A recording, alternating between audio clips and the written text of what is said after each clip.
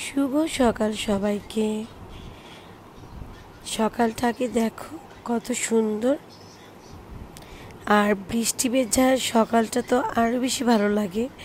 তখন গাছপালা থেকে একদম ধুলাবালি সরে পানিতে একদম ভিজে একদম সবুজ আর সবুজ হয়ে থাকে। এই যে খুব শান্ত একটা ঠান্ডা ঠান্ডা সকাল।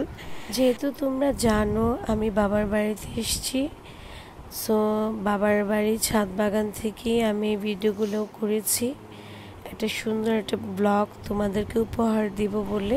এই যে এখানে অনেক ধরনের গাছপালা লাগিয়েছে ভাবিরা। আগে আমার আম্মু গাছ লাগাতে খুব বেশি ভালোবাসতেন, খুব গাছ লাগাতেন, খুব পরিচর্যা করতেন।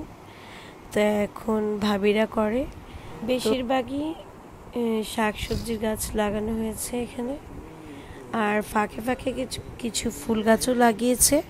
আর কিছু ফুল গাছ কিন্তু এমনিতেই হয়ে সকাল সকাল আমি ভয়েস ওভার দিতে বসে গিয়েছি।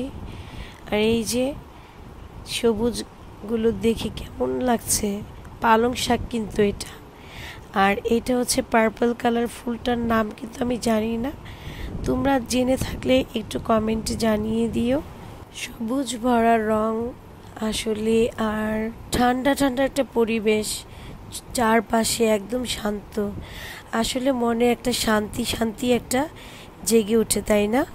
খুব স্মৃতি জড়িয়ে আছে আমার এই ছাদ বাগান জুড়ে, খুব মনে পড়ে। আর গেলাম অনেক দিন পরে গিয়েছি, খুব বাবা মাকে মনে পড়ছে, যাদেরকে হারিয়েছে তাদের কথা খুব মনে পড়ছে। যাই হোক, এটাই জীবন, স্মৃতি নিয়েই জীবনে এগিয়ে চলতে হবে, জীবনটাকে উপভোগ করতে হবে, বেঁচে থাকতে হবে। এই স্মৃতিকে জড়িয়ে ধরে রেখেই সামনের পথ চলাটুকু চলতে হবে। ফুল গাছগুলো এমনি এমনি হয়ে গিয়েছে। আমার ভাইয়ের ছেলে আমার সাথে সাথে আসছে সকাল সকাল, ফুপিকে সময় দিচ্ছে আর বলছে এগুলো এমনি এমনি, কেউ লাগায়নি। তো আমি খুব গভীরভাবে দেখছি যে আসলে এত সুন্দর ফুলগুলো ফুটেছে, কেউ গাছগুলো লাগায়নি, এমনি এমনি হয়ে গিয়েছে। আর এই পাতাবাহার গাছটা দেখে আমি ভেবেছিলাম লাল শাক প্রথমে। তো ভাবলাম যে লাল শাকটা এরকম গোল পাতার মতো কেন, ভাবিকে জিজ্ঞেস করলাম, ভাবি বলল এটা লাল শাক না, এটা তো হচ্ছে এক ধরনের পাতাবাহার গাছ। আর এই যে চিকন চিকন খুব মজার লেবু ধরে আছে। তা আমার আসলে হয়েছে কি, সকালটা আমাদের শহরে থাকলে ঠিক এভাবে উপভোগ করা হয় না।